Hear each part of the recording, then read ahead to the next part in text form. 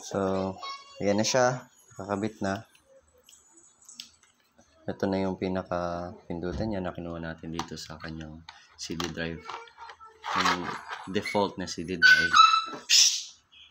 Then, ito na yung tornilyo niya. Kailangan kasi to kasi dito ikakapit tong tornilyo dito. Ito, yung isa. Para may kapit siya. Then, kinuha ko yun dito sa default niya. So, transfer ko lang. Ayan. Tinuro ko na naman kung paano ito ilagay. So, ayan. Kailangan lang malaman natin kung sasakto ito dun sa butas. Kapag tapos tatandaan nyo, meron naman pasunod na takip. Yung study natin, ayan, may pasunod na takip. Pero hindi kasi siya sakto. Kailangan kasi ito. Kaya, ang ginawa ko, kinuha ko na lang yung default. So, ito siya. Then, pwede na natin siyang ilagay dito.